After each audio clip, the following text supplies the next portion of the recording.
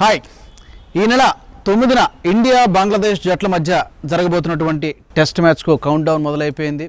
హైదరాబాద్కు టెస్ట్ మ్యాచ్లు కొత్త కానప్పటికీ దాదాపు 4 సంవత్సరాల విరామం తర్వాత మళ్ళీ ఒక టెస్ట్ మ్యాచ్కు హైదరాబాద్ ఉప్పల్ స్టేడియం వేదిక కాబోతోంది. ఈ టెస్ట్ మ్యాచ్ కోసం క్రికెట్ లవర్స్ అంతా కూడా ఎంతో ఆసక్తిగా ఎదురు చూస్తున్నారు.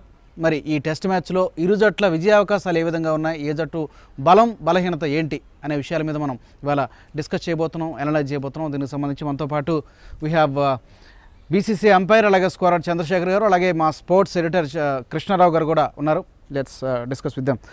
Chandrasekhar garu, first of all ఒక 4 ఏళ్ల విరామం తర్వాత సుమారుగా 2013లో మార్చిలో ఇక్కడ ఒక టెస్ట్ మ్యాచ్ జరిగింది. మళ్ళీ ఇన్ని సంవత్సరాలకి సుమారుగా 4 సంవత్సరాల గ్యాప్ తర్వాత మరోసారి టెస్ట్ మ్యాచ్కి వేదిక కాబోతుంది మన ఉప్పల్ క్రికెట్ స్టేడియం. సగటు క్రికెట్ అభిమానులంతా కూడా చాలా ఎక్సైటింగ్గానే ఉన్నారు. మరి మీరు కూడా ఒక సగటు క్రికెట్ అభిమానిగా మీరు కూడా మీ ఎక్సైట్మెంట్ అలాగే ఉందా, లేకపోతే how excited you are? Of course నిజంగానే ఎగ్జైట్మెంట్ అనేటువంటిది నిజంగానే క్రియేట్ అయి ఉంది. ఎందుకంటే దానికి కారణం బంగ్లాదేశ్ న్యూజిలాండ్లో చేసినటువంటి ప్రదర్శన ద్వారా బంగ్లాదేశ్ మీద మొదట అంటే హైదరాబాద్లో బంగ్లాదేశ్ టెస్ట్ మ్యాచ్ అలాట్ అయింది అన్నప్పుడు ఏ సగటు అభిమాని కూడా అంత ఇంట్రెస్ట్ చూపించలేదు ఇన్ఫ్యాక్ట్. బట్ ఆ తర్వాత ఎప్పుడైతే రాను సిరీస్ బై సిరీస్ బంగ్లాదేశ్ ప్రదర్శన ఇంప్రూవ్ అవుతూ వస్తుందో, పర్టికులర్గా న్యూజిలాండ్లో దాదాపు ఓడించినంత పని 600 రన్స్ ఒక ఇన్నింగ్స్లో చేయటం అనేటువంటిది, ఒక డబుల్ సెంచరీ సకిబుల్ హసన్ నమోదు చేయటం. సో కాబట్టి ఆ రకమైనటువంటి ప్రదర్శనతోటి ఒక్కసారిగా బంగ్లాదేశ్ మీద కూడా ఎక్స్పెక్టేషన్స్ అనేటువంటివి పెరిగిపోయినాయి. సో దాంతో ఇండియా నో డౌట్ అంటే సహజంగానే విజేత ఎవరు ఈ టెస్ట్ మ్యాచ్లో అనేటువంటిది ప్రతి వాళ్ళు కూడా ఊహించగలిగినా కూడా, ఇంక్లూడింగ్ బంగ్లాదేశ్ టీం. అందుకనే బంగ్లాదేశ్ క్యాప్టెన్ని కనుక చూస్తే కూడా మేము 5 రోజులు ఆడటానికి ప్రయత్నం చేస్తాము అనేటువంటి విషయాన్ని చెప్తూ ఉన్నాడు. మెరుగైనటువంటి ప్రదర్శన చేయడానికి మేము ప్రయత్నం చేస్తాము అని చెప్తూ ఉన్నాడు. కానీ ఖచ్చితంగా మేము గెలుస్తాము అనేటువంటిది, అంటే సహజంగానే మైదానంలో దిగే ముందు ఏ క్యాప్టెన్ అయినా కూడా ఈ మ్యాచ్లో విజయం మాదే అనేటువంటి ఇదిలో ఉంటాడు. బట్ అక్కడ ఆ రకమైనటువంటి సంకేతాలు ఇస్తున్నాడు. అంటే ఈవెన్ అంటే బంగ్లాదేశ్ టీంకు కూడా తెలుసు వాళ్ళు ఎటువంటి ప్రత్యర్థితోటి తలబడబోతున్నారు అనేటువంటిది. కానీ వాళ్ళ కాన్ఫిడెన్స్ లెవెల్ ఈ రోజున ఎంత హైలో ఉంది అంటే కనుక 5 రోజులు మేము ఆడిస్తాము, ఇండియాని కూడా 5 రోజులు మేము ఆడిస్తాము అని చెప్పేసి చెప్పగలుగుతున్నారు అంటేనే వాళ్ళ కాన్ఫిడెన్స్ లెవెల్ ఎంత హైలో ఉందో తెలుస్తుంది. కృష్ణారావు గారు, మీరు కూడా ఒక సీనియర్ స్పోర్ట్స్ జర్నలిస్ట్గా ఈ స్టేడియంలో 2010లో జరిగినటువంటి టెస్ట్ మ్యాచ్ కావచ్చు, చాలా మ్యాచ్లు ఇక్కడ మీరు కవర్ చేశారు. సో మీరు ఎంత ఎక్సైటింగ్గా ఉన్నారు, అంటే మీ అబ్జర్వేషన్ కావచ్చు, లేకపోతే ఈ స్టేడియంతో మీకున్న అసోసియేషన్ కావచ్చు, ఎస్పెషల్లీ ఈ టెస్ట్ మ్యాచ్కి సంబంధించి మీ అంచనా? మీరు అన్నట్టుగా ఇప్పుడు మన చంద్రశేఖర్ గారు ఇక్కడ క్రికెట్తో మమేకం అయ్యారు. ఆయన ఇక్కడ ఒక అంపైర్గా, లేకపోతే రెఫరీగా, స్కోరర్గా ఆయనకి అపారమైన ఉంది. అలాగే జర్నలిస్ట్గా నాకు కూడా ఇక్కడ క్రికెట్తో అనుబంధం ఉంది. 1988లో మనకి లాల్ బహదూర్ స్టేడియం వేదికగా జరిగిన టెస్ట్ మ్యాచ్కి నేను ఒక వ్యూవర్ లాగా టికెట్ కొనుక్కుని వెళ్ళి, నేను జర్నలిస్ట్గా ఉన్నప్పుడు కూడా టికెట్ కొనుక్కుని వెళ్ళి నాకు మ్యాచ్ చూశాను. ఆ స్మృతులు నా మధ్యలో ఇప్పుడు ఇవన్నీ చూడంగానే వచ్చినాయి. ఈ స్టేడియంలో జరిగిన 2 టెస్టులకి నేను జర్నలిస్ట్గా కవరేజ్ చేశాను, నేను స్పోర్ట్స్ జర్నలిస్ట్గా. సో ఇప్పుడు 3వ టెస్ట్ మ్యాచ్కి మన రాజీవ్ స్టేడియం వేదిక కాబోతుంది. ఇది చాలా అద్భుతమైన అందమైన స్టేడియం. మనం చూసాం, ఇంత సెట్టింగ్ ఉన్న స్టేడియం ఇండియాలో చాలా తక్కువ ఉన్నాయి. అలాంటి స్టేడియం మళ్ళీ 4 సంవత్సరాల తర్వాత ఒక టెస్ట్ మ్యాచ్కి అవ్వటం అంటే, ఇక్కడది ఈ టెస్ట్ మ్యాచ్కి మాత్రం గతంలో ఎన్నో టెస్ట్ మ్యాచ్లు జరిగినాయి, ఒక 5 మ్యాచ్లు జరిగినాయి మన హైదరాబాద్లో. ఇది 6వ టెస్ట్ మ్యాచ్. ఈ మ్యాచ్కి మాత్రం చాలా సిగ్నిఫికెన్స్ ఉంది. ఎందుకంటే ఇప్పుడు క్రికెట్ పాలక మండలి నేతృత్వంలో ఈ టెస్ట్ మ్యాచ్ జరుగుతుంది. క్రికెట్ బోర్డు, దాని కార్యవర్గ సభ్యులు ఎవరు లేరు, ఇప్పుడు అంతా హిట్ వికెట్ అయిపోయారు వాళ్ళంతా, కొత్త పాలక మండలి. సో అలాంటి నేపథ్యంలో ఈ టెస్ట్ మ్యాచ్ని ఎంత పకడ్బందీగా, ఎంత ప్రొఫెషనల్గా నిర్వహిస్తారనేది ఒక ఎక్సైట్మెంటు. రెండోది, బంగ్లాదేశ్ టెస్ట్ ర్యాంకింగ్స్లో 9వ ర్యాంకు, టీమిండియానేమో టెస్ట్ ర్యాంకింగ్స్లో నెంబర్ 1. సో నెంబర్ 1 టీంకి 9వ నెంబర్ ర్యాంక్ టీంకి మ్యాచ్ ఏకపక్షం అవుతుందా, లేకపోతే హోరాహోరీగా జరుగుతుందా? ఇప్పుడు మన చంద్రశేఖర్ గారు చెప్పారు ఇంతకుముందే, బంగ్లాదేశ్ టీం చాలా అద్భుతంగా పర్ఫామ్ చేసింది న్యూజిలాండ్ టూర్లో, డబుల్ సెంచరీలతో వాళ్ళు చాలా చెలరైపోయారు. ఇండియాను కూడా 5 రోజుల పాటు నిలవనిచ్చే సత్తా బంగ్లాదేశ్కి ఉందంటున్నారు. ఈ అంశాలన్నీ చూస్తే మాత్రం చాలా ఎక్సైట్మెంట్ అనిపిస్తుంది. ఇంకోటి ఏంటంటే, మన తెలంగాణ రాష్ట్రం ఏర్పాటైనాక ఇది తొలి టెస్ట్ మ్యాచ్. ఓవరాల్గా చూస్తే మాత్రం మన హైదరాబాద్లో 4 సంవత్సరాల తర్వాత టెస్ట్ మ్యాచ్కి మనం అంతా చాలా ఎక్సైటింగ్గా, ఉత్కంఠభరితంగా ఎదురు చూస్తున్నాం. రైట్. చంద్రశేఖర్ గారు, కృష్ణారావు గారు చెప్పినట్టుగా ఈ టెస్ట్ మ్యాచ్కి ఒక సిగ్నిఫికెన్స్ ఉంది. ఒకటి, తెలంగాణ స్టేట్ ఫామ్ అయిన తర్వాత ఇక్కడ జరుగుతున్నటువంటి మొదటి టెస్ట్ మ్యాచ్, అదొక ప్రాధాన్యత అయితే. ఇంకోటి ఏంటంటే బీసీసీఐ పాలక మండలి అంతా వాళ్ళు రద్దు అయిపోయిన తర్వాత ఇప్పుడు కొత్తగా ఒక 4 సభ్యుల ఆధ్వర్యంలో ఇదంతా జరుగుతుంది కాబట్టి బీసీసీఐ కూడా ఒక విధంగా ఇది ప్రెస్టీజియస్గానే తీసుకుంటారు వాళ్ళు కూడా, ఫస్ట్ టెస్ట్ మ్యాచ్ కాబట్టి వాళ్ళ ఆధ్వర్యంలో. సో మీరు బీసీసీఐతో క్లోజ్ అసోసియేషన్ మీకు ఉంటుంది కాబట్టి వాళ్ళు అంటే ఎస్పెషల్లీ ఈ టెస్ట్ మ్యాచ్ కోసం ఏమైనా స్పెషల్ అరేంజ్మెంట్స్ కానీ లేకపోతే ఏమైనా ప్రిపరేషన్స్ పరంగా ఏమైనా తీసుకుంటారా?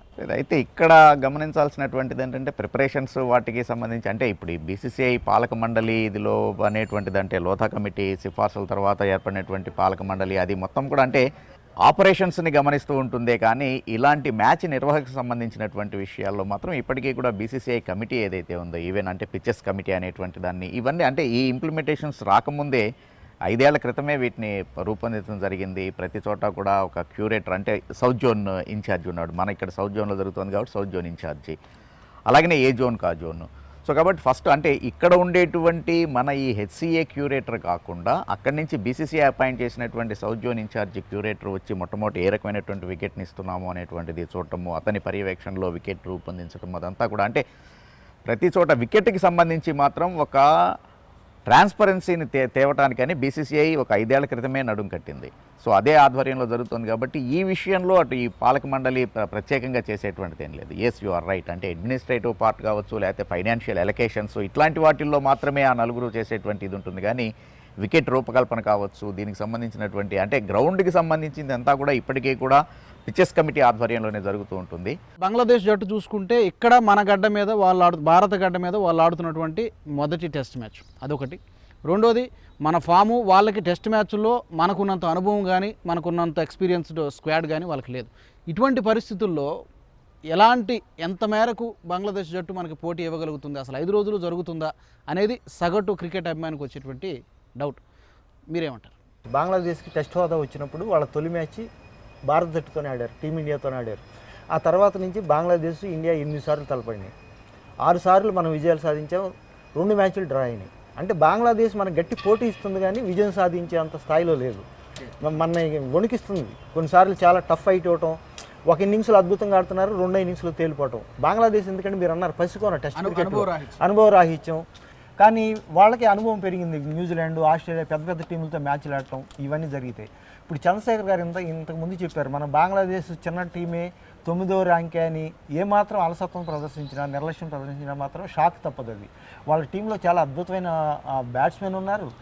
మనం మెహదీ హసన్ అని ఒక స్పిన్నర్ని చూసాం, చాలా అద్భుతంగా బౌల్ చేసి అతను ఇంగ్లాండ్ని చుక్కలు చూపెట్టాడు, ఆ మంచి ఆఫ్ స్పిన్నర్. అలాగే తైజుల్ ఇస్లాం అనే ఒక లెఫ్ట్ ఆర్మ్ స్పిన్నర్ ఉన్నాడు. అలాగే టస్కిన్ అహ్మద్ ఫాస్ట్ బౌలర్ ఉన్నాడు. వాళ్ళకి fast bowling, spin bowling, batting అన్నీ బ్రహ్మాండంగా ఉన్నాయి. కానీ టీమిండియా టెస్ట్ క్రికెట్లో నెంబర్ 1, ఒక మేరు పర్వతం లాంటిది. అలాంటి టీంని, పవర్ఫుల్ టీంని హోమ్ కండిషన్స్లో బంగ్లాదేశ్ లాంటి టీం ఢీకొట్టడం అంటే ఒక సాహసం. మనకి గట్టి పోటీ ఇస్తే వాళ్ళు విజయం సాధించినట్టుగా మనం చెప్పుకోవాలి. కానీ 5 రోజులు ఆడగల సత్తా ఉందా అనేది నాకైతే డౌటే. ఇకపోతే మనం గతంలో ఇక్కడ ఉప్పల్లో ఈ గ్రౌండ్ మీద జరిగినటువంటి 2 టెస్ట్ మ్యాచ్లో హైలైట్స్ ఒకసారి చూసుకుంటే మనకి బ్రెండన్ మెకల్లమ్ ఇక్కడ డబుల్ సెంచరీ జరిగింది. అలాగే హర్భజన్ సింగ్ లాంటి ఒక బౌలర్, అతని నుంచి పెద్దగా ఇప్పుడు మనం స్కోర్లు ఎక్స్పెక్ట్ చేయం, అలాంటి బౌలర్ కూడా ఇక్కడ సెంచరీ చేశాడు. ఇక 2013లో చటేశ్వర్ పుజారా కూడా ఇక్కడ డబుల్ సెంచరీ చేశాడు. సో ఇప్పుడు కూడా మనకి ఇప్పటివరకు ఉన్న రికార్డు మనం పరిశీలిస్తే బ్యాట్స్మెన్కి ఫ్రెండ్లీ వికెట్గానే కనిపించింది.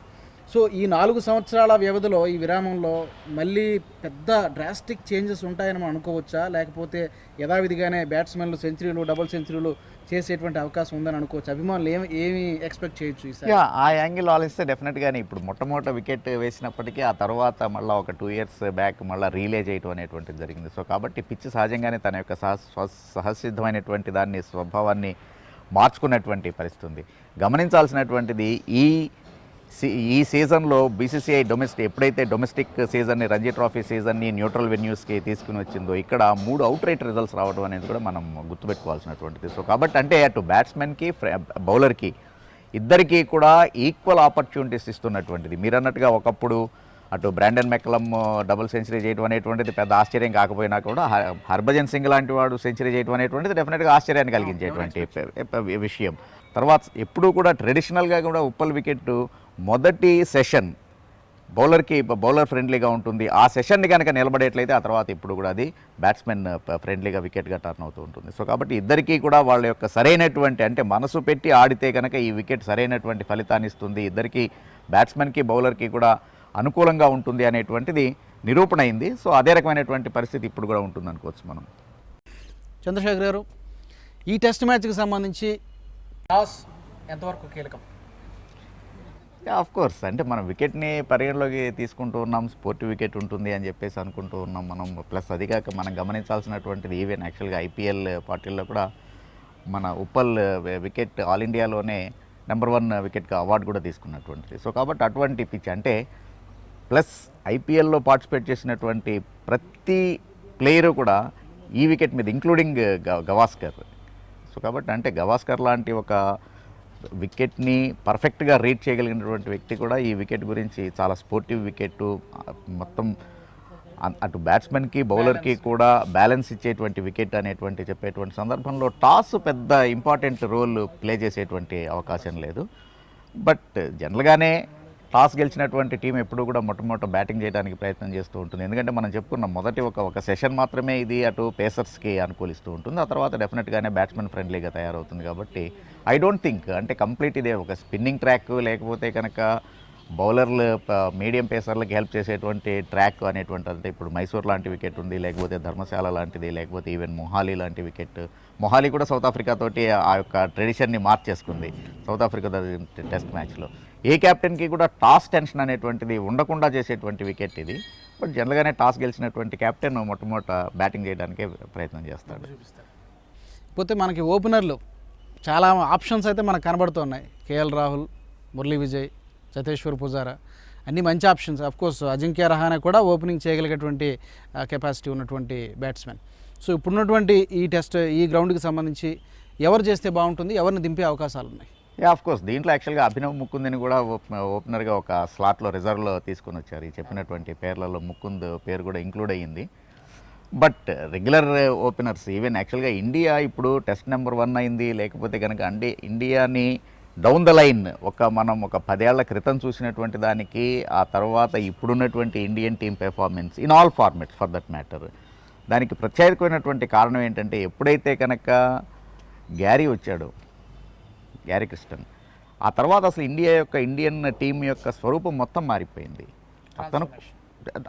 అతను వెళ్తూ కూడా చెప్పినటువంటిది ఎప్పుడూ కూడా ప్రొఫెషనల్ ఓపెనర్స్నే ఉంచాలి, అది ఏ ఫార్మేట్ అయినా కానీ. పర్టికులర్గా టెస్ట్ క్రికెట్కి వచ్చేటప్పటికి ఓపెనర్స్ ఎప్పుడూ కూడా ఆ ప్రొఫెషనల్స్ అంటే ఆ స్లాట్లో ఎవరైతే ఒదిగి ఉన్నారో వాళ్ళనే కంటిన్యూ చేయాలనేటువంటిది.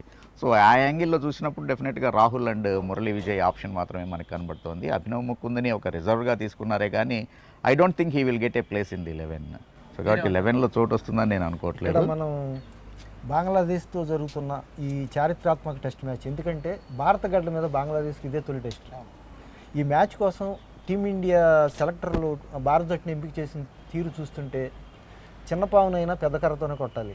వీళ్ళు చిన్న టీం కదా, బంగ్లాదేశ్ 9వ ర్యాంక్ టీం కదా, కొత్త ప్లేయర్లకు అవకాశం ఇద్దాం. అలాంటి ఇంగ్లాండ్ మీద మనం ఏ టీంతో ఆడామో దాదాపుగా 100% అదే టీంని కంటిన్యూ చేసి ఇప్పుడు చంద్రశేఖర్ గారు చెప్పినట్టు అభినవ్ ముకుంద్ని రిజర్వ్గా తీసుకొచ్చారు. సో 16 మంది టెస్ట్ క్రికెట్ సాధారణంగా మనం హోమ్ కండిషన్స్లో ఆడుతున్నాం కనుక మనం 16 మందితో ఇప్పుడు ఆడాం. సింగిల్ టెస్ట్ కనుక 16 మంది ప్లేయర్స్తో వీళ్ళు పెట్టుకున్నారు. సో యథావిధిగా ఇంతకుముందు ఇంగ్లాండ్తో ఆడిన బ్యాటింగ్ ఆర్డర్నే ఇక్కడ కంటిన్యూ చేసే అవకాశాలు ఉన్నాయి. విరాట్ కోహ్లీ ఎంత అటాకింగ్ మోడ్లో ఉన్నాడంటే ఇప్పుడు బంగ్లాదేశ్ని 3 రోజులు చిత్ చేసేయాలి. మనం ఇంగ్లాండ్ మీద గెలిచేసాం కదా మనం 4-0తో 5 మ్యాచ్ల సిరీస్లో.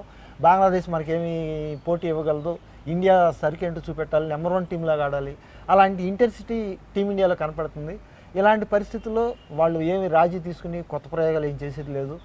గ్యారీ క్రిస్టియన్ చెప్పినట్టు మన చంద్రశేఖర్ గారు చెప్పారు, ఇప్పుడు స్పెషలిస్ట్ ఓపెనర్లతోనే గట్టి ఫౌండేషన్ పడితే తర్వాత వాళ్ళు ఆడుకుంటారు. ఇక వచ్చి టీమిండియాని చూస్తే ఇప్పుడు 6వ నెంబర్ 7వ నెంబర్ వరకు చాలా బ్యాటింగ్ పవర్ బాగా పెరిగింది.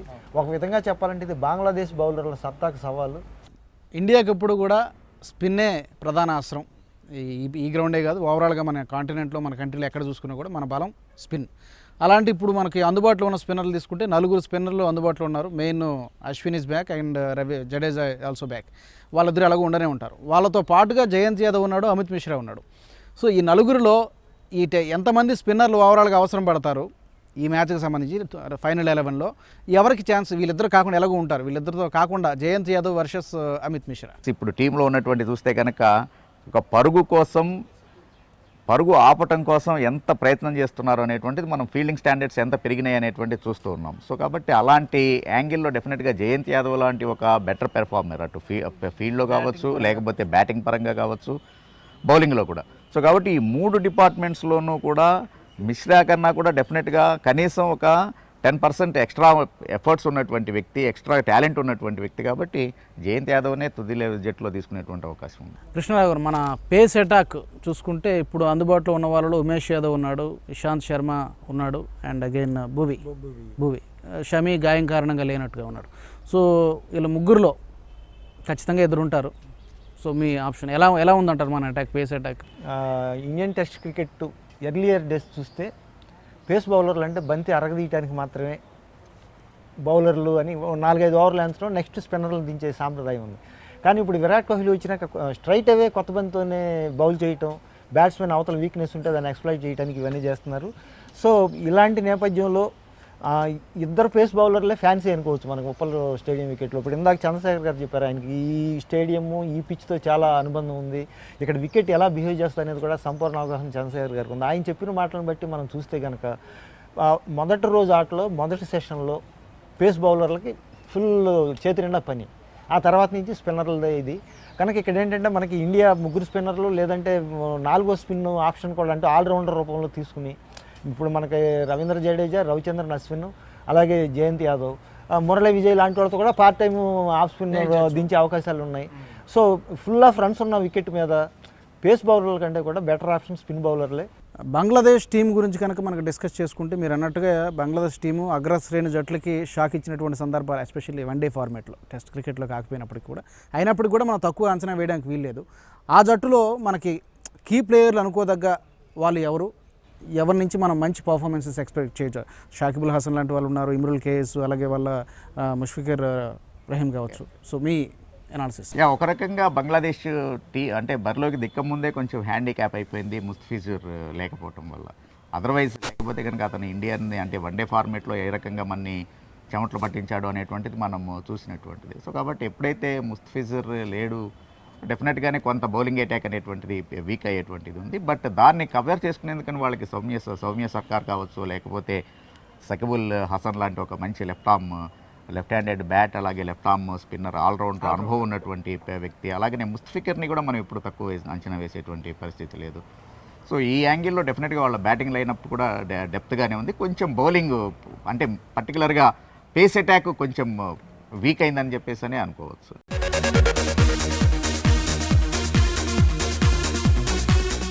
మన ఇండియా స్ట్రెంత్స్ గురించి ఎంతవరకు మనం మాట్లాడుకున్నాం.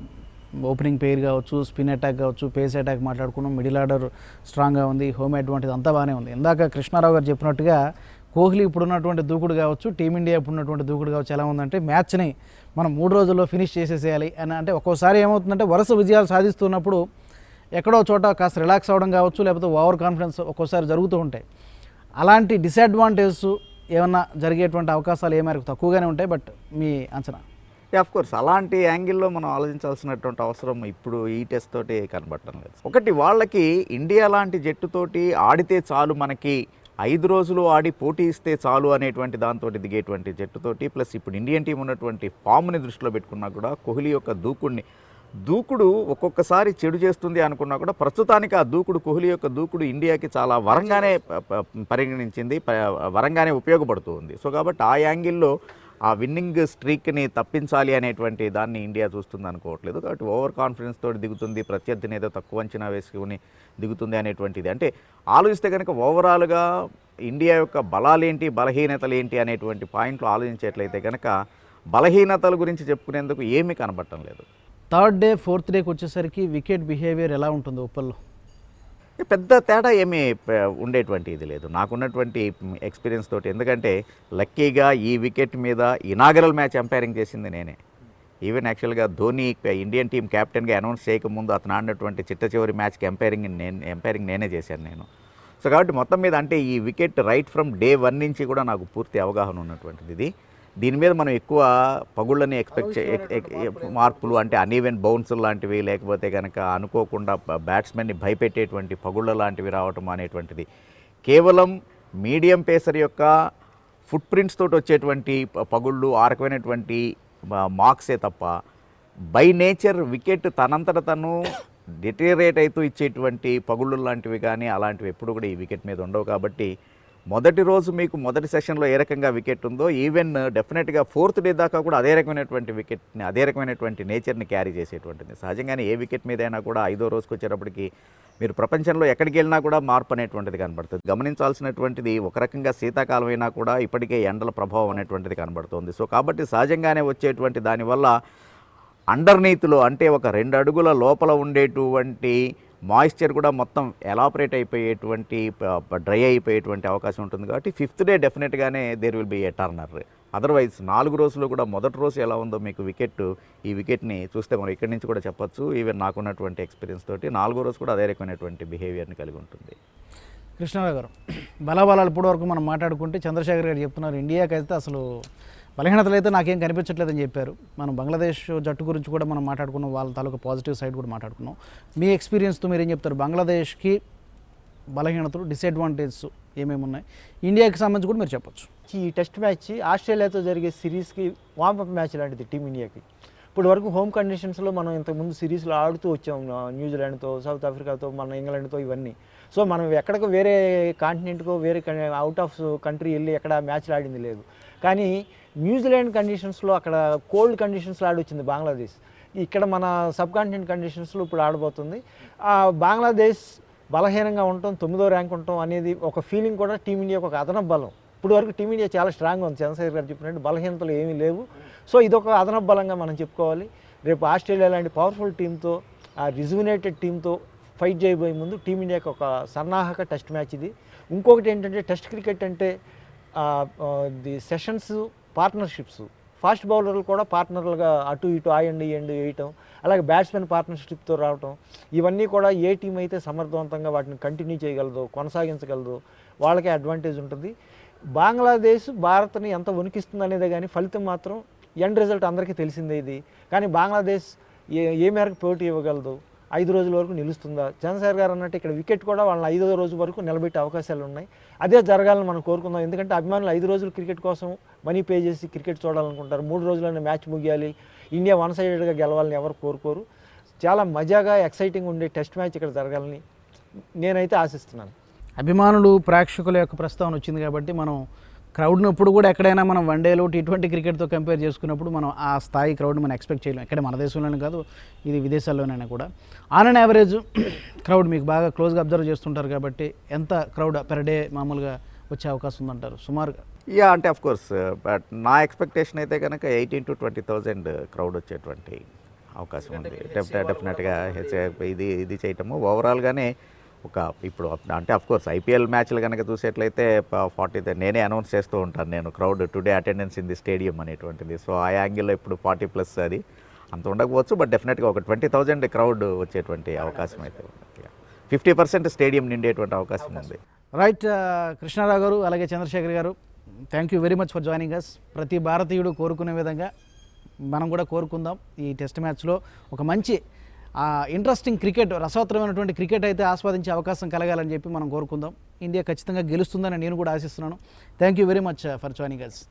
అది మనం చూస్తాం, నిపుణుల మాటల్లో మనం విన్నాం, భారత్ హాట్ ఫేవరెట్గా బరిలోకి దిగుతుంది. ఎందుకంటే ప్రస్తుతం ఉన్నటువంటి టాప్ ఫామ్ కావచ్చు, అలాగే విరాట్ కోహ్లీ కెప్టెన్సీ కావచ్చు, ఇవన్నీ మనం జట్లు బలాబలాలు కంపేర్ చేసుకుంటే భారత జట్టుకి విజయ అవకాశాలు ఎక్కువగానే ఉన్నాయి. అలాగని బంగ్లాదేశ్ జట్టుని మనం తక్కువగా అంచనా వేయడానికి వీల్లేదు. ఎందుకంటే బంగ్లాదేశ్ జట్టు గతంలో ఎన్నో అగ్రశ్రేణి జట్లకు షాక్ ఇచ్చినటువంటి సందర్భాలు, ఓడించినటువంటి సందర్భాలు చాలా ఉన్నాయి. ఏదేమైనా ఒక రసవత్తరమైనటువంటి క్రికెట్ని చూసేటువంటి అవకాశం హైదరాబాద్ క్రికెట్ అభిమానులకు కలగబోతుందని చెప్పి నిపుణులు చెప్తున్నారు. ఇది ప్రత్యేక చర్చా కార్యక్రమం ఉప్పల్ క్రికెట్ స్టేడియం నుంచి.